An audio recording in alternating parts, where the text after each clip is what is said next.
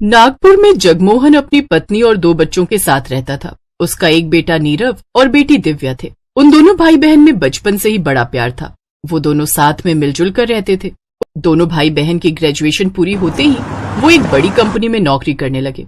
धीरे धीरे समय बीता और अब दिव्या के लिए घर वालों ने लड़का देखना शुरू कर दिया। काफी खोजबीन के बाद दिव्या के लिए आदेश नाम का एक अच्छा शरीफ लड़का मिल जाता है।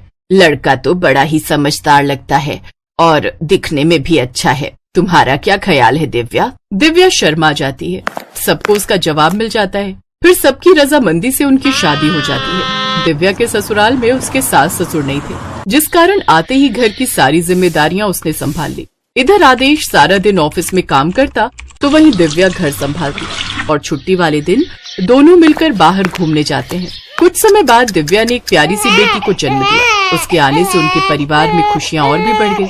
लेकिन फिर एक रोज आदेश की अचानक ही नौकरी छूट जाती है और काफी ढूंढने के बाद भी उसे कहीं नौकरी नहीं मिलती। मुझे तो बहुत चिंता हो रही है जी, अब क्या होगा?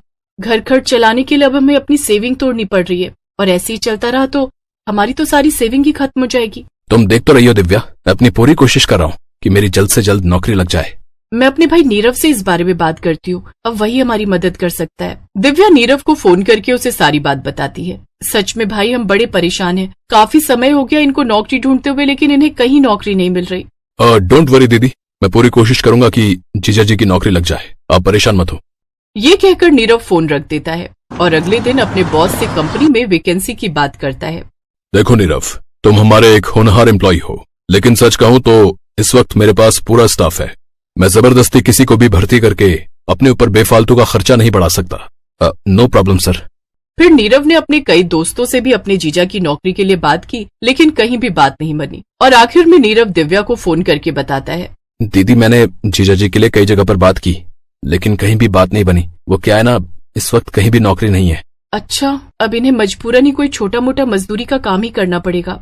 वैसे दीदी, आपको किसी भी तरह की कोई आर्थिक मदद की जरूरत होगी तो आप बिल्कुल भी मत शर्माना, आप मुझसे बेझिझक कहना।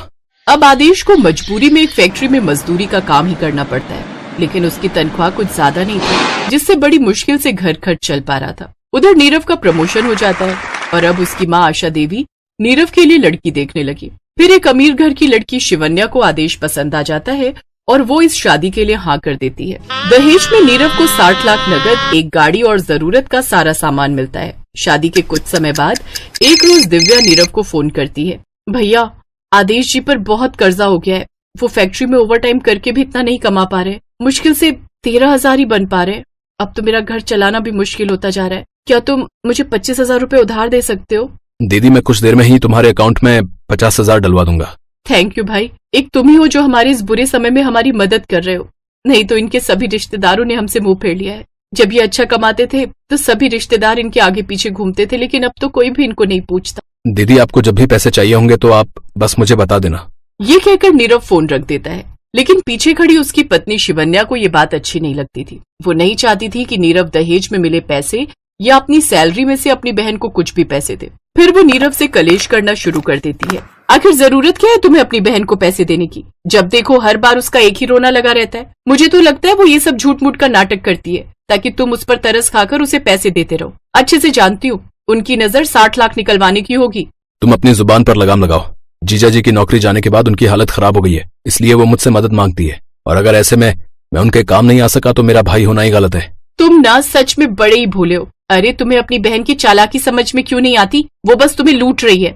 तुम्हें मेरी बहन के बारे में ये सब बोलने से पहले 4 बार सोचना चाहिए। और हाँ, मैं उन्हें पैसे दहेज में मिले पैसों से नहीं बल्कि अपनी सैलरी से देता हूँ। अब तुम अपने काम से काम रखो और इस समय ना ही पढ़ो तो बेहतर होगा। नीरव शिवन्या की बातों को नजरअंदाज कर देता है। ऐसे ही समय बीतता है। एक रोज दिव्या आदेश और टिया के साथ मायके आती है। दिव्या तो अपनी भाभी से अच्छे से बात करती है, लेकिन शिवन्या उससे उखड़ी उखड़ी रहती। कुछ देर बाद शिवन्या सबके लिए नाश्ता बनाती है। वो सभी को डाइनिंग टेबल पर मेथी के पराठे, मक्खन और दही के साथ परोसती है। सभी नाश्ता करते हैं। आदेश की प्लेट में रखे 3 पराठे वो खा चुका था। एक और पराठा लेने के लिए वो जैसे ही प्लेट की तरफ हाथ बढ़ाता है, तभी शिवन्या गुस्से में बोलती है, मैंने आपके लिए 3 ही पराठे बनाए थे जो कि आप खा चुके हैं। अब ये पराठे नीरव के लिए हैं, वो आकर इन्हें खाएंगे। अब आप इन्हें हाथ मत लगाइए। ये सुनकर आदेश शर्मिंदा हो जाता है और उसकी आंखों में आंसू आ जाते हैं। बहू, अगर मेरी प्लेट में भी पराठा कम पड़ जाएगा और मेरी और खाने की इच्छा होगी तो क्या तू मुझे भी ऐसे ही मना कर देगी? नहीं माँ जी, मैं आपके लिए और बना दूंगी। तो फिर तुमने दामाद जी से ऐसा क्यों कहा? वो हमारे मेहमान हैं। अब तुम नीरव के लिए 2 पराठे और लगा दो। सासू माँ, पराठे सच में बहुत अच्छे बने थे, इसलिए मेरी और खाने की इच्छा थी, लेकिन अब मेरा पेट भर गया है, मुझे नहीं खाना।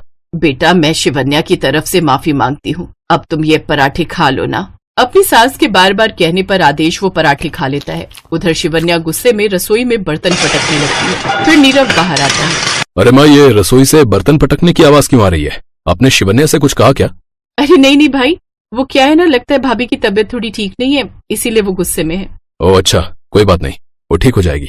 दिव्या कोई भी बात नीरव तक नहीं आने देती, लेकिन शिवन्या की ये बात आदेश के दिल पर लग चुकी थी और उसने दिव्या से वापस घर चलने के लिए कहा। मुझे लगता है अब हमें चलना चाहिए दिव्या। हमारे यहाँ रहने से शिवन्या का काम बढ़ गया है। चलो वापस अपने घर चलते हैं। वो दोनों वापस अपने घर आ गए, लेकिन अब उन्हें समझ आ गया था कि पैसे की क्या कीमत है। इसलिए अब उन दोनों ने दिन रात मेहनत करके अपने लिए नौकरी ढूंढी और अब उन्हें बड़ी कंपनी में नौकरी मिल गई। अब आदेश के साथ साथ दिव्या भी नौकरी करने लगी। फिर धीरे धीरे उनकी आर्थिक स्थिति सुधरने लगी और अब वो लोग भी अपना जीवन खुशी से जीने लगे।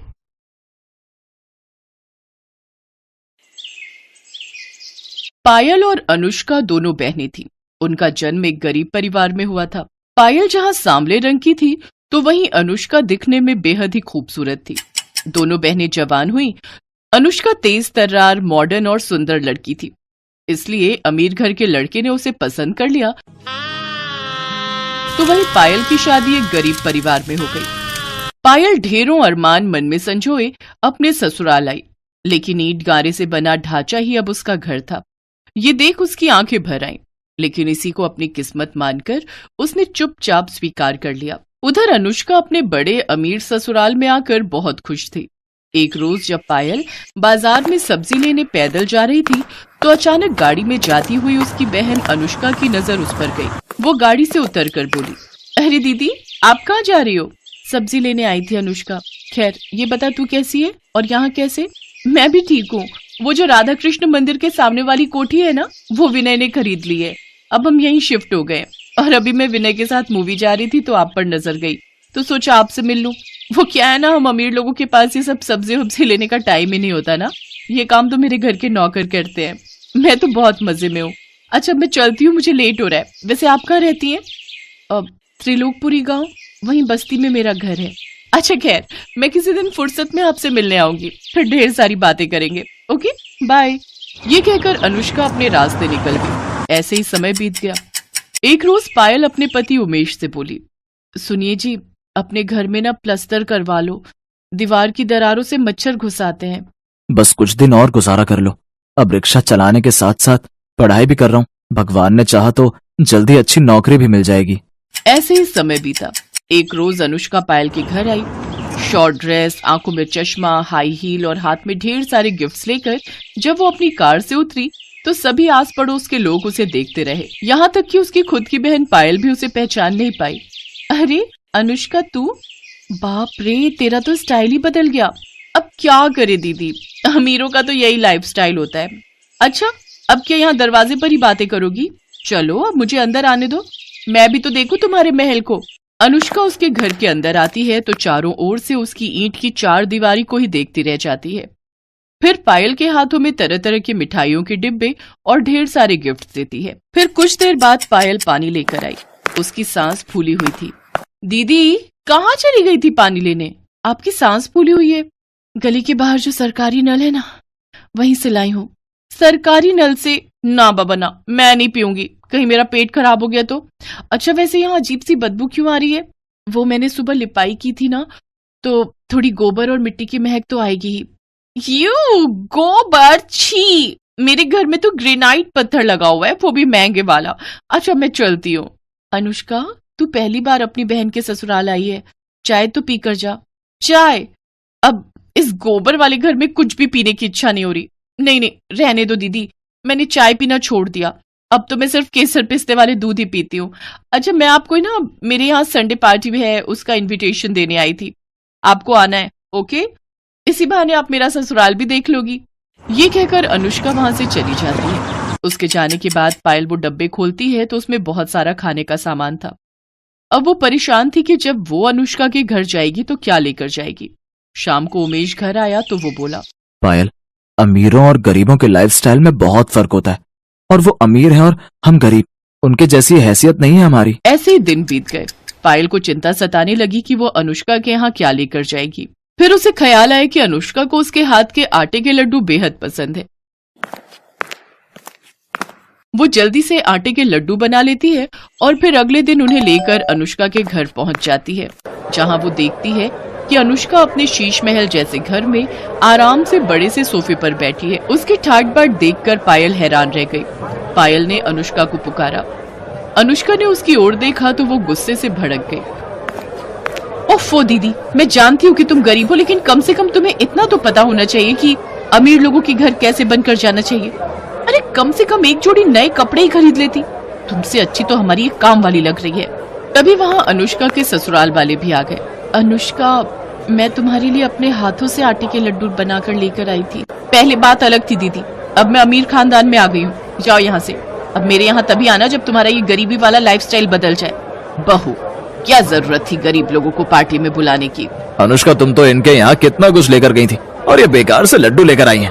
अपनी बेइज्जती देखकर पायल रोते हुए वहां से चली जाती है। ऐसे ही 3 साल बीत गए। दोनों बहनों की डिलीवरी होने वाली थी। पायल को उमेश जल्दी से पास के सरकारी अस्पताल में ले जाता है, तो वहीं दूसरी तरफ अनुष्का को विनय एक महंगे प्राइवेट अस्पताल में ले जाने लगता है। लेकिन प्राइवेट अस्पताल थोड़ा दूर होता है और वो वहां तक नहीं जा पाते, इसलिए वो भी अपनी पत्नी को सरकारी अस्पताल में ही ले जाता है। कुछ देर बाद डॉक्टर पायल से कहते हैं, मुबारक हो, आपको 2 जुड़वा बेटे हुए हैं। ये सुनकर पायल और उमेश बहुत खुश हुए, लेकिन तभी दूसरे कमरे से किसी के रोने की आवाज आई। पायल ने पर्दा हटाकर देखा तो सामने बिस्तर पर अनुष्का बेहोश थी और विनय और उसकी माँ आपस में बातें कर रहे थे।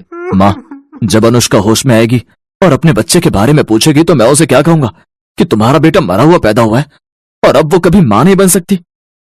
नहीं बेटा, अगर ऐसा हुआ तो वो सदमे में भी जा सकती है या हमेशा हमेशा के लिए कहीं कोमा में ना चली जाए। इसीलिए डॉक्टर ने उसे कुछ भी बताने से मना किया है। नहीं माँ, मैं अनुष्का को नहीं खोना चाहता। उनकी बातें सुनकर पायल और उमेश ने एक दूसरे की तरफ देखा, फिर एक फैसला लिया। पायल ने अपना एक बेटा गोद में लिया और विनय से जाकर कहने लगी, विनय, मैं भी अपनी बहन को नहीं खोना चाहती। हमने आप दोनों की सारी बातें सुन ली। मैंने जुड़वा बेटों को जन्म दिया है, इसलिए मेरा एक बेटा तुम रख लो और अनुष्का को यही कहना कि ये उसी का बेटा है। मैं गरीब जरूर हूं, लेकिन दुख तो सबका बराबर ही होता है ना। मेरे बेटे की परवरिश करते समय उसे गरीब और अमीर दोनों के बारे में बताना, ताकि वो गरीबों का दुख भी समझ सके। अनुष्का होश में आ चुकी थी, उसने उनकी सारी बातें सुन ली थी। वो हाथ जोड़कर पायल के सामने रोते हुए कहने लगी, मुझे माफ कर दो दीदी, मैंने आपको कितना भला बुरा कहा। शायद उसी की सजा मुझे मिली है जो भगवान ने मेरा बच्चा छीन लिया, साथ ही हमेशा के लिए मां बनने के सुख से भी वंचित कर दिया। दीदी, आपके बेटे को अपना बेटा समझकर पालूंगी, शायद इससे मेरे सारे पाप धुल जाए।